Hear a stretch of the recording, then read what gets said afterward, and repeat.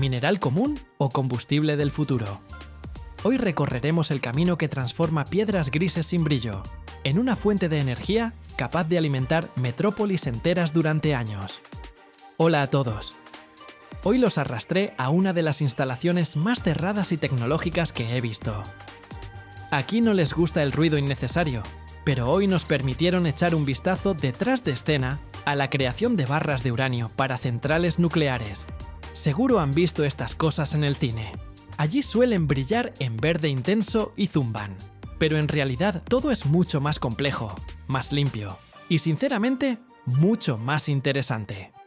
¿Listos para descubrir cómo la gente domina el átomo con centrifugadoras gigantes y hornos cerámicos? Entonces arranquemos.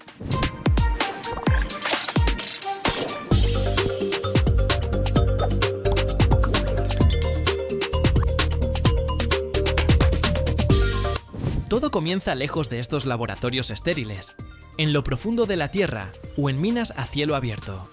El mineral de uranio se ve, bueno, como nada especial. Es simplemente una roca gris-marrón que apenas hace sonar el contador Geiger un poco más fuerte que el granito común. Para que entiendan lo despilfarradores que somos en esta etapa, para obtener 1 kilogramo de combustible, necesitamos excavar y procesar miles de kilogramos de esta roca.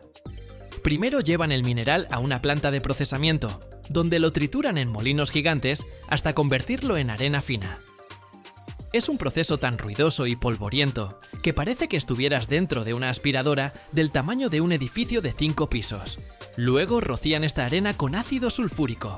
Sí, suena brutal, pero es la única forma de extraer el uranio de la piedra. El resultado es un concentrado que en el mundo llaman Yellow Cake. Es un polvo amarillo brillante que parece curry o pintura de niños, pero probarlo sería una pésima idea. Este polvo ya tiene mucho uranio, pero para el reactor todavía es tan útil como leña mojada para una fogata.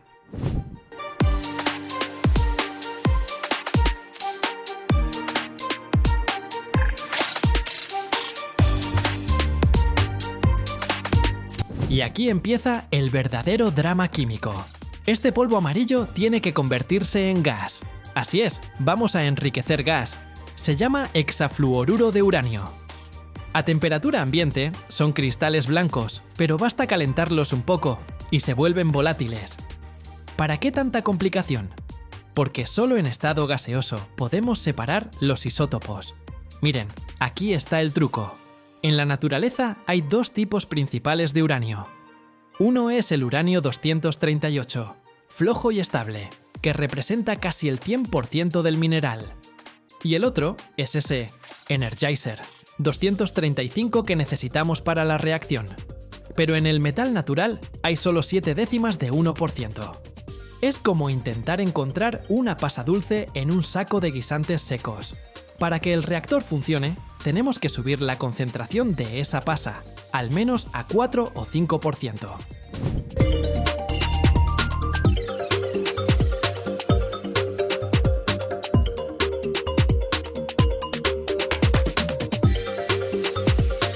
Y aquí entramos al corazón de la planta, la sala de separación de isótopos. Aquí hay miles, decenas de miles de columnas plateadas. Son centrifugadoras. Son tan delgadas y altas que parecen agujas gigantes.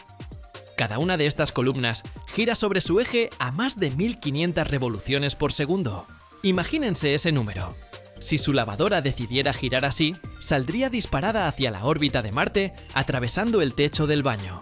Dentro de estas columnas, el gas gira tan fuerte que los átomos pesados del uranio perezoso vuelan hacia las paredes, mientras que los átomos ligeros que necesitamos se concentran en el centro. Es un trabajo increíblemente delicado. El gas pasa por miles de estas máquinas en secuencia, enriqueciéndose poquito a poco, gota a gota. Son cascadas enormes, donde un error de presión de una fracción de porcentaje puede detener todo el taller.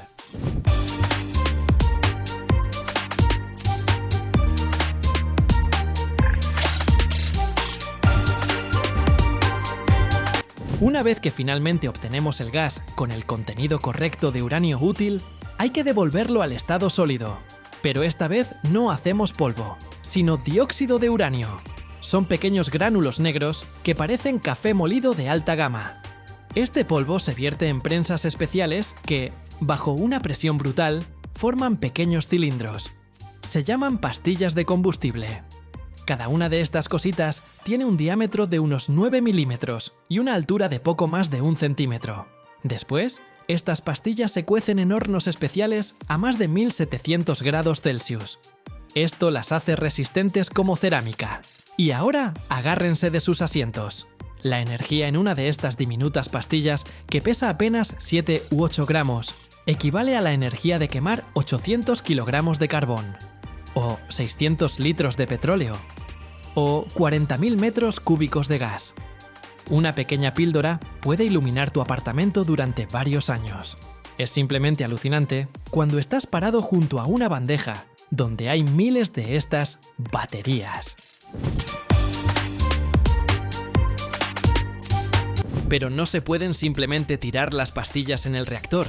Eso no daría energía, sino una catástrofe. Hay que empaquetarlas. Para eso se usan tubos larguísimos de circonio. Es un metal especial que casi no interfiere con los neutrones que vuelan de un lado a otro, pero al mismo tiempo es increíblemente resistente y no le teme a la corrosión en agua hirviendo. Cada tubo mide 4 metros de largo. Dentro de cada uno se meten unas 300 pastillas. Después le ponen un resorte potente arriba para que no se muevan y sellan la tapa con láser. Ahora esto se llama barra de combustible, el elemento que genera calor. Cada una de estas barras se verifica con un nivel de hermetismo tan estricto como si fuera una pieza para una nave espacial rumbo a Alpha Centauri. Se lavan en baños especiales, se revisan con rayos X y se prueban con ultrasonido para detectar microfisuras. Si encuentran aunque sea un puntito, se desecha.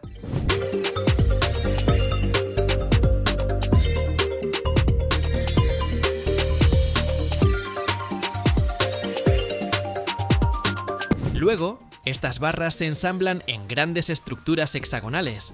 Se llaman casetes o conjuntos.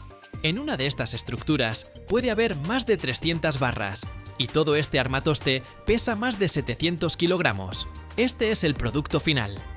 Un casete así cuesta lo que un auto de lujo carísimo, o incluso más, pero también va a funcionar mucho más tiempo. Cada conjunto tiene su pasaporte, su número de serie y un estricto historial de producción. No puedes simplemente perder algo así en un almacén. Cuando estos casetes finalmente llegan al reactor, empieza el verdadero show de la fisión atómica. Liberan calor, calientan el agua se convierte en vapor, y el vapor hace girar la turbina. Sin humo, sin hollín. Solo energía física pura. Cada casete puede funcionar en el reactor de 4 a 6 años. Después de eso, se saca. Se deja enfriar en piscinas especiales y se envía a reprocesamiento o almacenamiento. Por cierto, el uranio se puede reutilizar. Es como reciclar botellas de plástico, solo que a una escala mucho más brutal.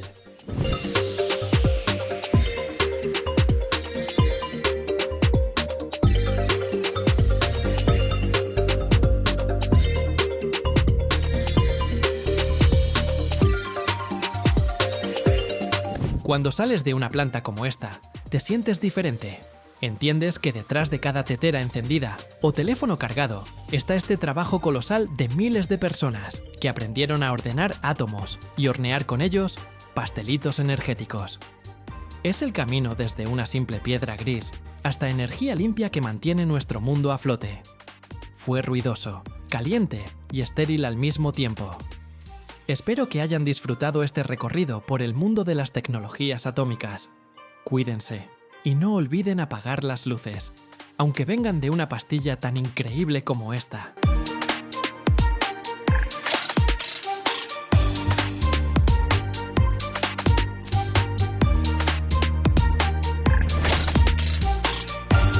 Estas columnas sostienen puentes enteros, y ahora mismo estoy en medio de la planta, donde literalmente las moldean a mano los maestros. Cada uno de estos pilares no es solo un poste de concreto, sino una verdadera escultura que nace en los encofrados.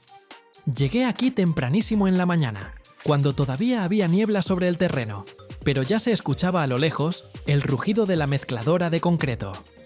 El aire huele a mezcla fresca, metal mojado y moldes de madera. Acompáñenme por el taller. Les voy a contar todo tal como lo veo con mis propios ojos, sin adornos. Y no olviden escribir de qué país están viendo este video. Leo los comentarios con muchísimo entusiasmo.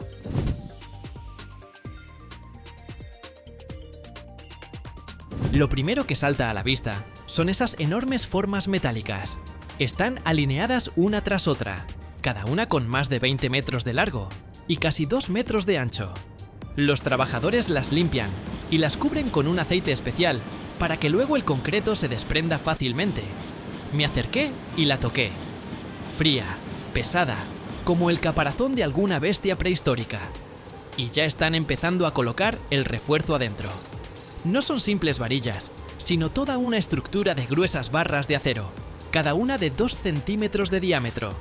Las sueldan y las atan con alambre a mano, para que todo quede bien firme. Una de esas estructuras pesa varias toneladas y la levantan con grúa, despacio, como si alguien estuviera colocando con cuidado un esqueleto dentro de un cuerpo. Me quedo ahí pensando, ¿cuánto trabajo hay en cada centímetro? Luego viene el concreto. Lo preparan en mezcladoras gigantes y las proporciones aquí son exactas, como en una farmacia. Por cada parte de cemento llevan 3 partes de arena, 4 partes de grava y un poco de agua con aditivos que hacen que la mezcla fluya. Un trabajador con casco me muestra el panel de control. La automatización mide todo hasta el gramo, porque un error de un 1% puede arruinar todo el lote.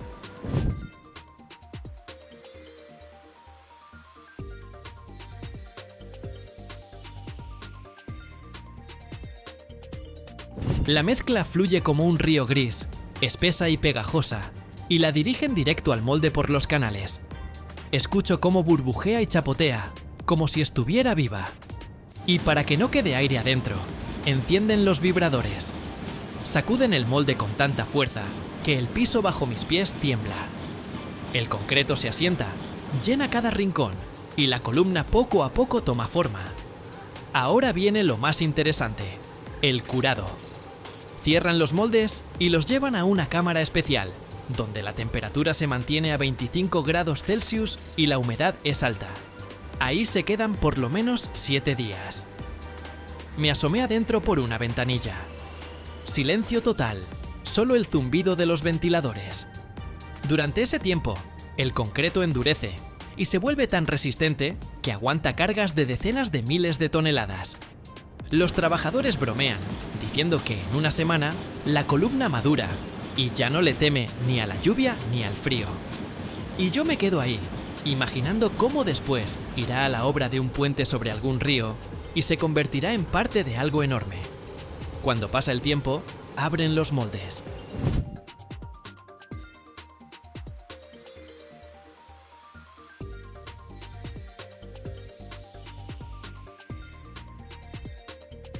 La grúa levanta los lados, y ahí está, una columna lista, lisa, gris, brillando bajo el sol. Pero eso no es todo, hay que verificarla. Un maestro con un martillo golpea suavemente la superficie, escucha el sonido. Si suena claro, significa que no hay huecos por dentro. Después miden la longitud, exactamente 21 metros con 5 centímetros, tal como indica el proyecto. Y además hacen pruebas de resistencia, cortan un pequeño cubo y lo presionan con una prensa hasta que se rompe. Los números muestran que todo está bien, aguanta más de lo necesario. Yo mismo intenté golpearla, suena como una campana, en serio. Después de la verificación, las columnas se transportan al almacén. Ahí las colocan horizontalmente sobre soportes especiales para que no se agrieten bajo su propio peso. Una de estas cosas pesa casi 100 toneladas, así que los camiones para transportarlas son verdaderos gigantes con decenas de ruedas. Vi cómo cargaban una, lento, con cuidado, como si fuera un bebé. Y al lado esperan otras 5 ya listas. La fábrica produce varias por semana, y cada una va a su destino. Un puente nuevo, un viaducto elevado, o un edificio industrial.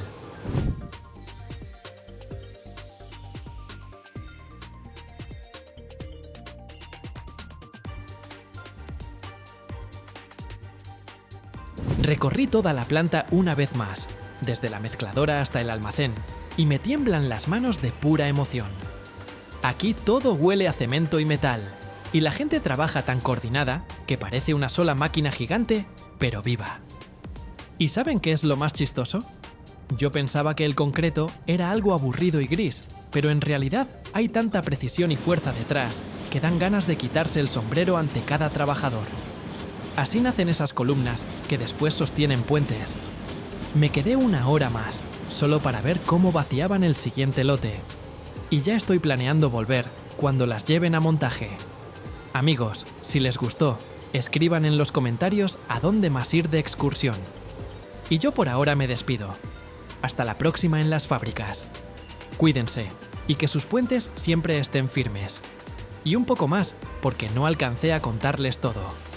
Cuando ya sacan la columna del molde, a veces la tratan con vapor a alta presión para que la superficie quede aún más lisa. Eso suma un par de días, pero el resultado lo vale. Sostuve un pedacito pequeño de concreto terminado, pesado como una piedra, y no se desmorona para nada.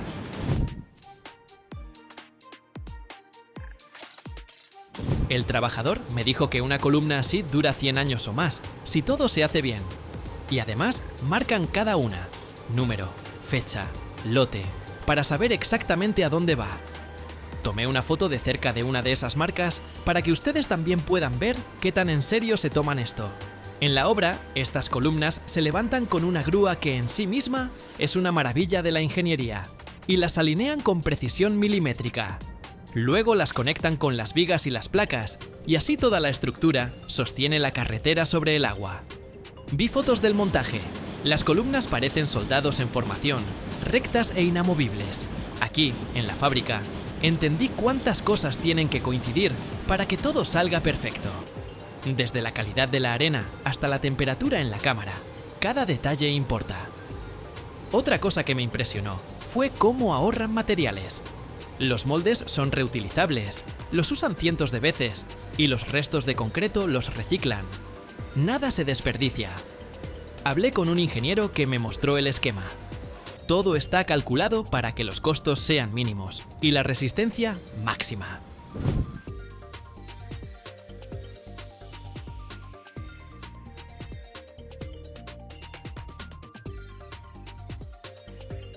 Estos puentes sostienen a todo un país. En Estados Unidos hay exactamente 623.193, según el Inventario Nacional de Puentes. Imaginen esto. Cada día, más de 163 millones de viajes en auto se hacen por puentes que ya están en mal estado. La gente va al trabajo, transporta carga, sale de viaje. Y nadie sospecha que bajo sus ruedas hay estructuras que ya cumplieron su ciclo de vida hace rato.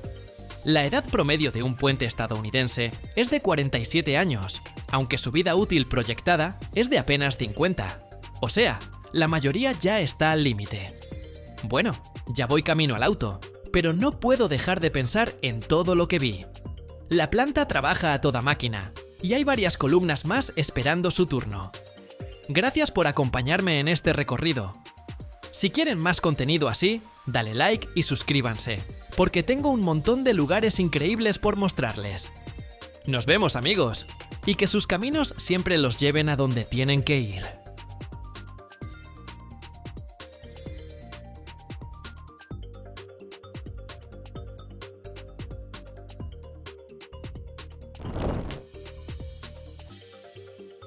Hoy visitamos una planta donde se fabrican las verdaderas columnas vertebrales de acero para gigantes marinos.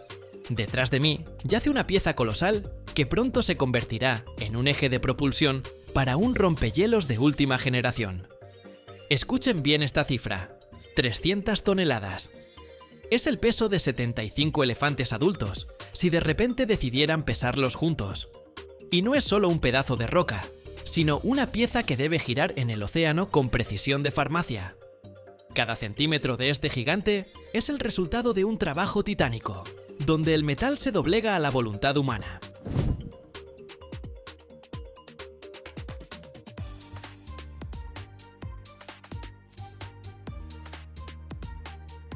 Todo comienza con un lingote de acero enorme. Para que tengan una idea de la escala, Este lingote pesa aproximadamente 450 toneladas. ¿Por qué tanto, si al final necesitamos 300? Porque en el proceso vamos a cortar todo lo que sobra, como escultores. Primero hay que calentar este bloque de acero. La cámara, del tamaño de un garaje para 2 autos, está recubierta por dentro con ladrillos refractarios especiales. Los enormes quemadores de gas rugen tan fuerte que el piso vibra bajo tus pies. El lingote entra ahí sobre una plataforma especial, empujada por potentes pistones. Ahí dentro, la temperatura sube lentamente, hasta los 1200 grados. No es simplemente calor, es ese estado donde el aire alrededor del horno empieza a temblar y distorsionarse. El acero pasa decenas de horas en ese fuego, hasta que el calor lo penetra completamente, hasta el núcleo. Cuando finalmente se abren las puertas del horno, sale una ola de luz que te hace cerrar los ojos. El acero se vuelve de un naranja brillante, literalmente brilla desde adentro.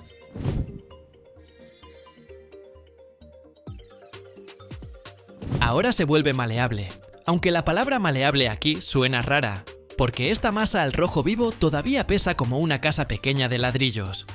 El metal ya no es tan duro como la piedra, se parece más a una plastilina muy densa e increíblemente pesada que solo espera el golpe de la prensa.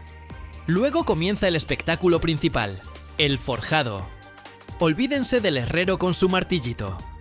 Aquí trabaja una prensa hidráulica que aplasta el metal al rojo vivo con una fuerza de 16.000 toneladas. Es una presión que aplastaría cualquier cosa fácilmente, pero necesitamos estirar el lingote en una barra larga y delgada. Delgada, claro, es broma, porque el diámetro es de más de 1 metro. La prensa golpea el acero, transformando la pieza gruesa en un eje largo. Esto toma decenas de horas. El metal se recalienta constantemente para que no se vuelva quebradizo. En el taller hace tanto calor que parece que estás en la puerta del infierno, pero los trabajadores están tranquilos, están acostumbrados a domar este metal todos los días. Cuando la forma está lista, llega el momento del tratamiento térmico. Este es un momento muy crítico.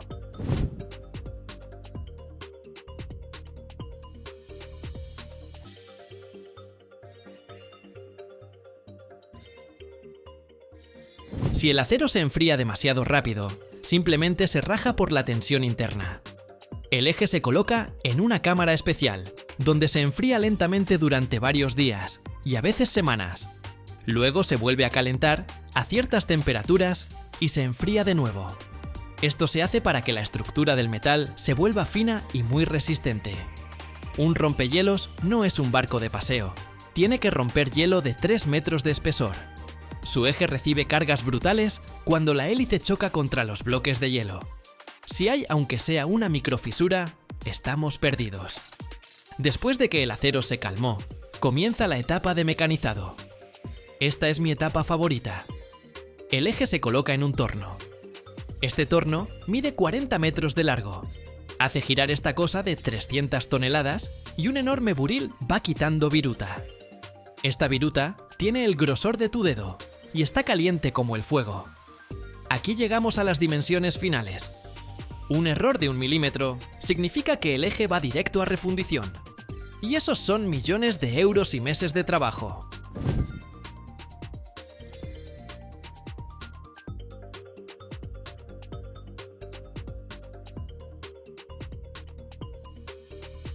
Un tema aparte es el agujero dentro del eje.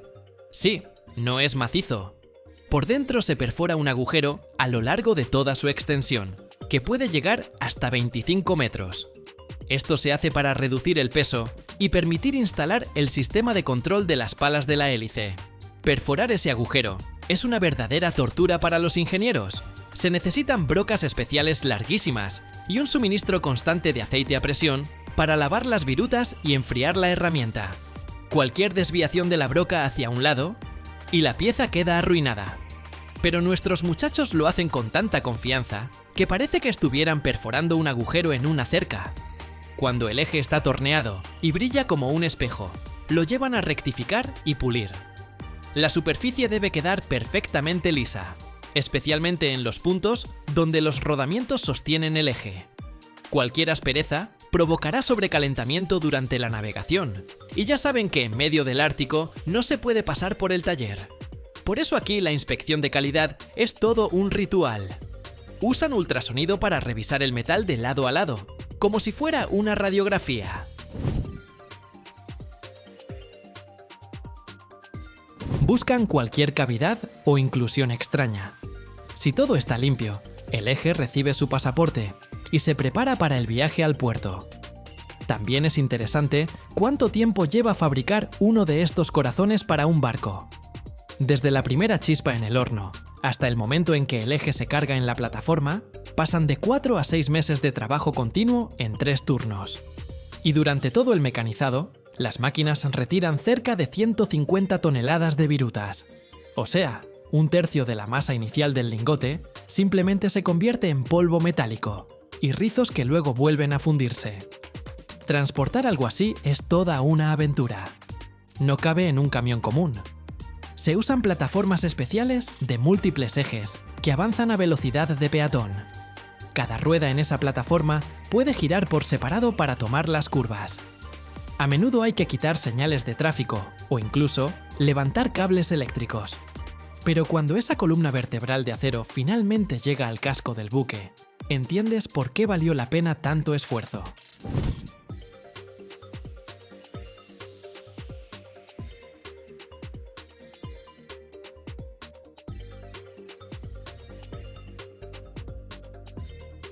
¿Y cuántos de estos existen realmente en el mundo? La verdad es que son un producto casi artesanal, de precisión de joyería, a pesar de pesar cientos de toneladas. Cada año se fabrican solo unas pocas decenas de estos ejes gigantes en todo el mundo. Y es que solo se necesitan para auténticos titanes, los modernos rompehielos nucleares, enormes petroleros o portacontenedores que transportan miles de cajas de mercancías de una sola vez. Cada pedido de estos es todo un acontecimiento para la industria. ¿Quién se atreve a realizar este tipo de trabajo? Los lugares en el planeta se cuentan con los dedos de una mano. Son plantas gigantescas en Corea del Sur, Japón y Alemania. Allí se encuentran complejos industriales completos, donde un taller funde el acero, otro lo forja y un tercero se encarga de ese mismo procesamiento de precisión quirúrgica. Por ejemplo, compañías como Mitsubishi o Hyundai tienen máquinas capaces de tornear piezas del largo de una cancha de fútbol pequeña. Esta es la liga élite de la ingeniería mecánica, donde la entrada está cerrada para quien no tenga 100 años de experiencia.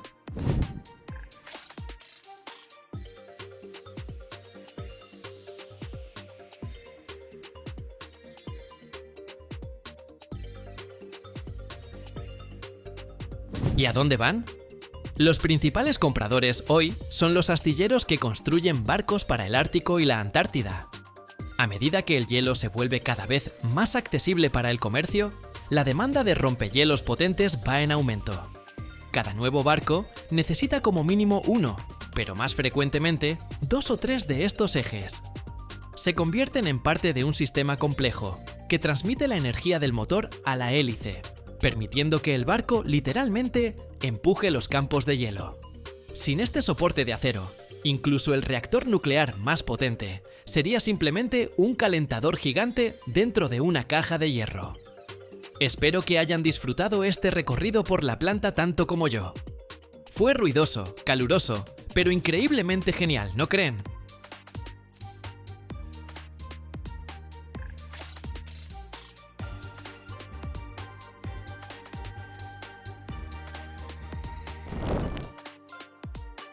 Cada año, en el mundo se lanzan más de 2000 misiles de crucero, pero solo uno puede volar a 50 metros del suelo, esquivar radares, recorrer más de 1600 kilómetros y dar en el blanco con precisión milimétrica.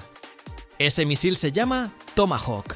Pero ¿cómo se construye una máquina de muerte que piensa, ve, toma decisiones y nunca falla? Hoy vamos a adentrarnos en los laboratorios más modernos y los talleres secretos, donde nace cada componente de esta arma. Y si te quedas hasta el final, descubrirás un secreto que no aparece en ningún libro. ¿Sabías si tu país fabrica misiles de crucero? Escríbelo en los comentarios.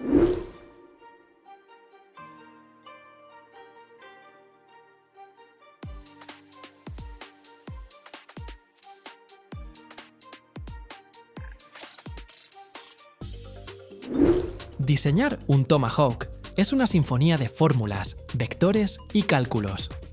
Los ingenieros no solo dibujan el cuerpo, resuelven ecuaciones que deben cortar el aire con una precisión de centímetros.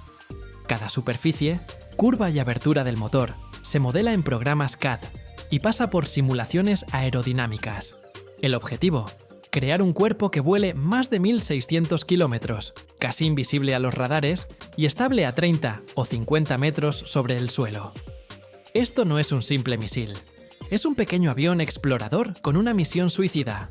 En las simulaciones digitales prueban la fuerza del viento, la resistencia a 880 km por hora, los efectos de la lluvia, el polvo y la sal marina. Verifican cómo funcionará el sistema de guiado si se corta la señal o se reinicia el ordenador de a bordo. Un solo error, y en vez de impactar la base enemiga, destruye un granero en las afueras.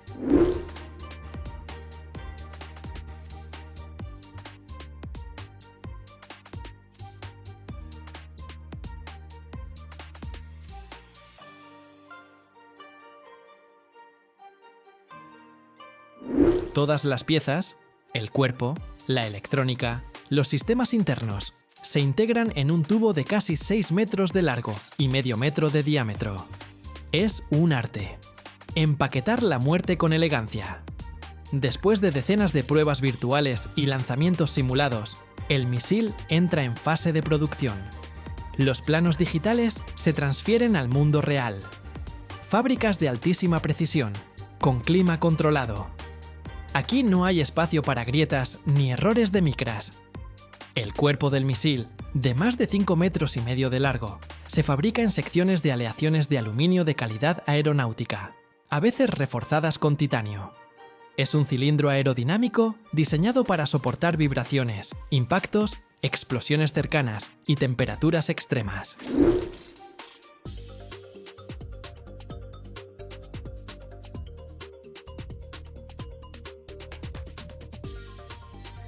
Las piezas se cortan con láser o agua a presión, con tolerancias de hasta 1/100ª de milímetro. Luego, grandes prensas hidráulicas moldean el metal como si fuera tela. La soldadura se hace en atmósferas inertes, muchas veces con brazos robóticos, para evitar cualquier partícula de oxígeno o polvo. Todo esto ocurre en salas especiales con temperatura y humedad controladas. Técnicos revisan cada hora con ultrasonido en busca de microgrietas, pulen las uniones y aplican capas anticorrosión. Incluso la inscripción Tomahawk se aplica durante el montaje, no como adorno, sino como marcador de serie, versión e historial. Para propulsar este misil se usa un motor turbojet compacto, el Williams Foxtrot 107. Parece el motor de un avión pequeño, pero está diseñado para alta maniobrabilidad y márgenes de error microscópicos. Para construir este motor, se usan materiales capaces de soportar temperaturas de hasta 1000 grados centígrados y tolerancias de milímetros.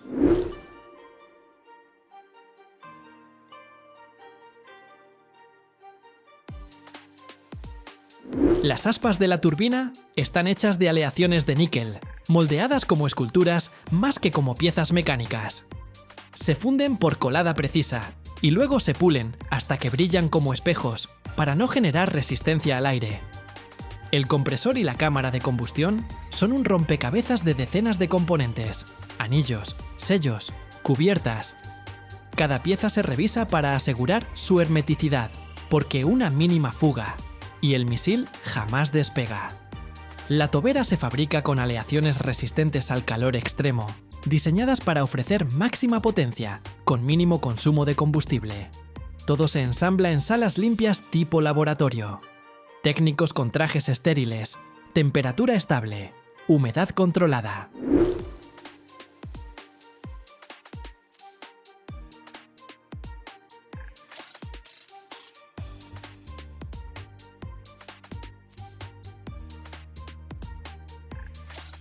Después del montaje, cada motor se prueba individualmente en cámaras especiales. Allí se inyecta combustible de aviación, se ejecuta un programa de arranque y el motor simula un vuelo real, pero sobre una mesa de concreto llena de sensores.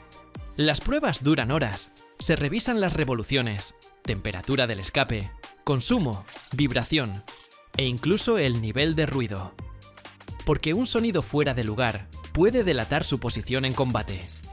Solo cuando el motor canta correctamente en tierra, se instala en el cuerpo del Tomahawk, como si le insuflaran vida.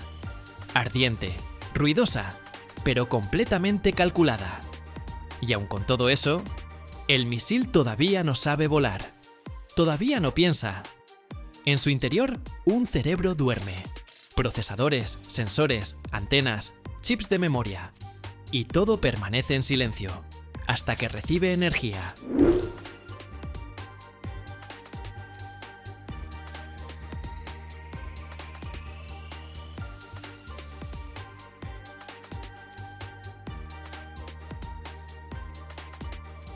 Cuando el misil se activa por primera vez, despierta su yo mecánico. Su navegación combina varios sistemas, sensores inerciales que mantienen el rumbo, incluso en total oscuridad. Corrección por satélite para no desviarse en trayectos de cientos de kilómetros. Y lo más importante, su capacidad de ver. Cámaras especiales analizan el terreno y comparan cada valle, colina o puente con el mapa que lleva grabado. Si ve un bosque donde debería haber un campo, sabe que algo anda mal y decide. El sistema de control actúa como sistema nervioso, flexible, sensible, preciso. Pequeños estabilizadores y timones ajustan la altitud, la inclinación, cada pequeño movimiento. No ven el camino, pero mantienen el equilibrio como un equilibrista en la oscuridad.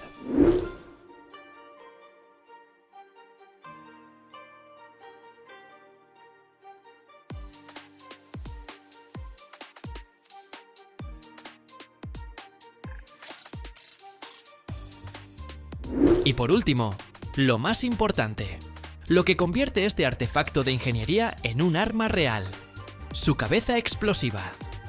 A simple vista, un cilindro escondido dentro del cuerpo, pero por dentro, un explosivo capaz de perforar concreto, destruir blindados y atravesar refugios. Se fabrica por separado, en condiciones de esterilidad absoluta. Ni una chispa, ni un electrón suelto. Todo está fríamente controlado. Aquí no se corrigen errores. Se evita que ocurran. Antes del montaje final, cada componente pasa por rayos X, pruebas de vibración, diagnóstico electrónico. Y luego se ensambla, paso a paso, en silencio, como si se armara un reloj antiguo, que solo debe marcar la hora una vez. Y cuando todo queda unido, el misil se guarda en su contenedor. No brilla, no parpadea, no hace ruido. Solo espera. Su vuelo aún no ha comenzado, pero ya está. Listo.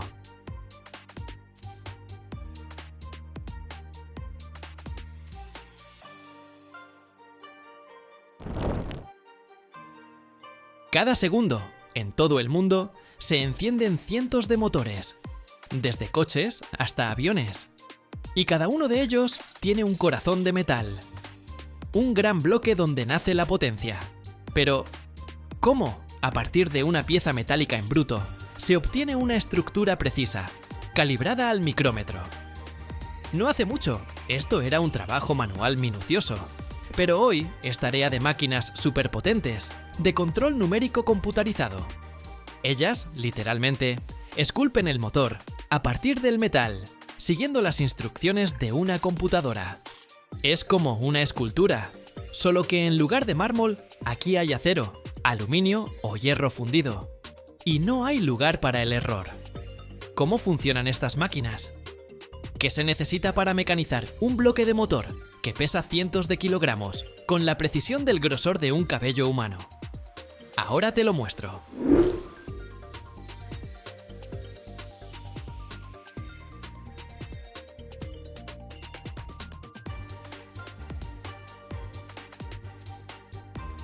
Antes de dar forma a las piezas de acero en bruto, bajo gran presión en las prensas hidráulicas, es obligatorio calentarlas a una temperatura específica. Esto facilita enormemente el proceso de deformación del metal y asegura una alta calidad en los productos. Esta etapa es clave en la tecnología de forja y estampado de metales. Para las piezas de acero en bruto, Lo más común es calentarlas a una temperatura dentro del rango de los 1300 grados Celsius, lo que corresponde a la forja en caliente. A esta temperatura, el acero pasa a un estado plástico, se vuelve más dúctil para la deformación, lo que permite formar piezas complejas sin grietas ni defectos. La temperatura de calentamiento depende de la marca del acero, del tamaño y la forma de la pieza en bruto, y también del tipo de procesamiento posterior.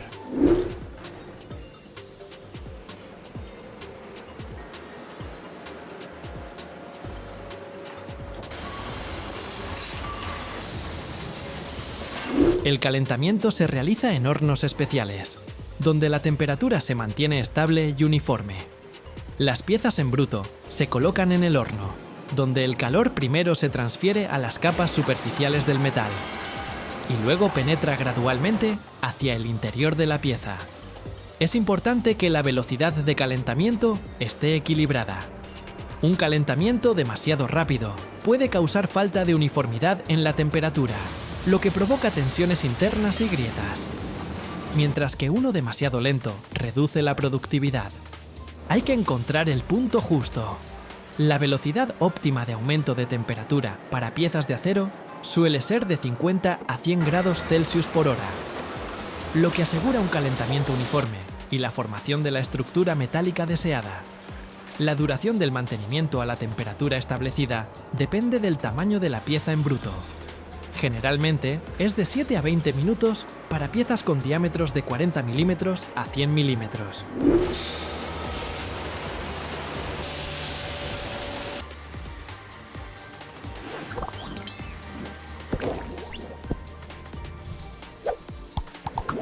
Una vez alcanzada la temperatura necesaria, la pieza en bruto se mantiene en el horno para que el calor se distribuya uniformemente por todo el volumen del metal. Esto permite evitar diferencias de temperatura entre la superficie y el núcleo, que podrían causar tensiones térmicas y grietas durante la deformación. El metal calentado se vuelve más plástico y menos propenso a romperse. Esto permite aplicar fuerzas menores para darle forma, reducir el desgaste de las herramientas y aumentar la precisión en la fabricación de las piezas. Además, la forja en caliente favorece la formación de una estructura de grano fino en el metal, lo que mejora sus propiedades mecánicas, resistencia, tenacidad al impacto y resistencia a la fatiga.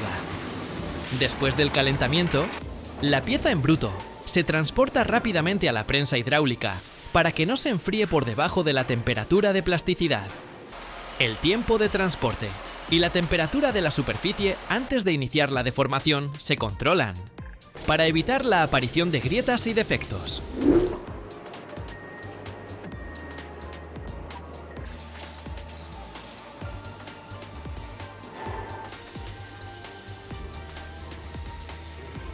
Las máquinas de control numérico computarizado se utilizan para mecanizar las bielas, piezas cruciales del motor que transmiten el movimiento del pistón al cigüeñal. La producción de bielas es un proceso complejo, que incluye torneado, fresado, taladrado y rectificado con alta precisión. Primero, las piezas en bruto de las bielas se fabrican mediante estampado o forja, a partir de aceros al carbono o aleados. Estas piezas tienen una forma cercana a la pieza final, y a menudo incluyen la tapa de la cabeza inferior, que luego se separa. En los tornos se realiza el desbaste y el acabado del cuerpo y las cabezas de la biela. Después se taladran los agujeros de centrado, los agujeros para los pernos de biela y otros agujeros tecnológicos, con una precisión de hasta 1/5 parte de milímetro. ¡Increíble! Mediante fresado se mecanizan las superficies de unión de la tapa y el cuerpo. Y con el rectificado se acaban las superficies hasta obtener la rugosidad necesaria que asegura un funcionamiento suave y la durabilidad de la pieza.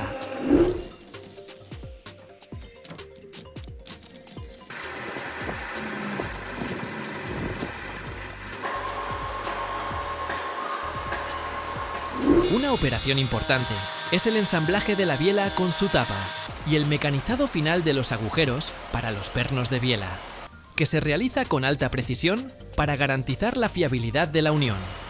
El mecanizado de engranajes de aluminio usando máquinas de control numérico. Computarizado también es una actividad muy común en la industria manufacturera. Se elige el aluminio como material para engranajes por su ligereza, buena maquinabilidad y resistencia a la corrosión, lo que hace que estas piezas sean ideales para muchas industrias, como la ingeniería mecánica, la aviación, la automoción y la robótica. Antes del mecanizado, las piezas en bruto de los engranajes de aluminio se fabrican por diferentes métodos: forja, fundición o extrusión. La forja asegura una alta densidad y resistencia del metal. La fundición permite obtener formas complejas. Y la extrusión produce perfiles largos con una estructura uniforme. Después, las piezas pasan por un proceso de normalización, es decir, un calentamiento hasta unos 960 grados Celsius, con un tiempo de mantenimiento, lo que mejora la estructura del metal y aumenta su homogeneidad.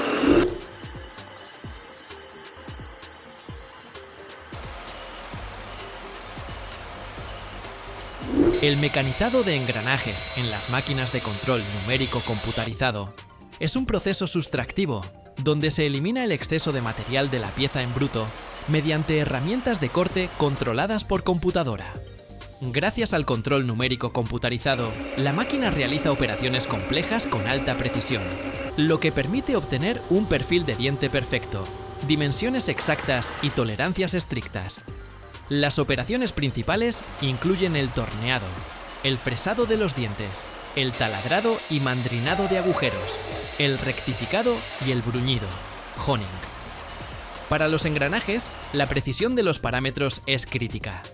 Módulo del diente, ángulo del perfil, espesor del diente, diámetro de la rueda, concentricidad del agujero y la corona dentada.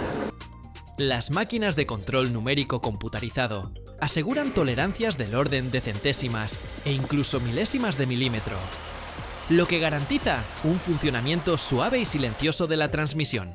Después del mecanizado, las piezas pasan por un control de calidad usando máquinas de medición, por coordenadas y dispositivos especiales para verificar el perfil de los dientes. Esto permite detectar y corregir cualquier desviación.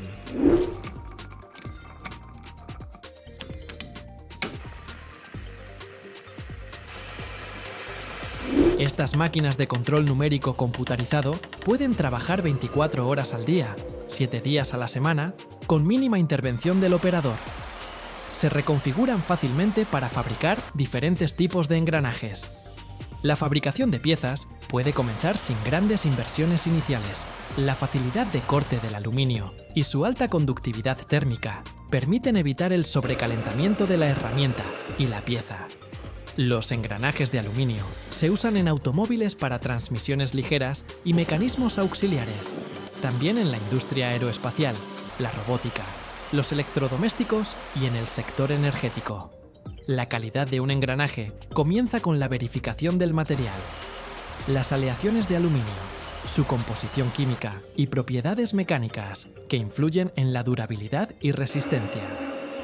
Después de mecanizar los dientes, se realiza el achaflanado, biselado, en la cresta y los extremos de los dientes, lo que evita el contacto brusco entre piezas durante el funcionamiento. Se miden los parámetros de los dientes, el diámetro, el ancho de la corona dentada, la concentricidad de los agujeros, el alabeo de las caras. Todo medido al detalle.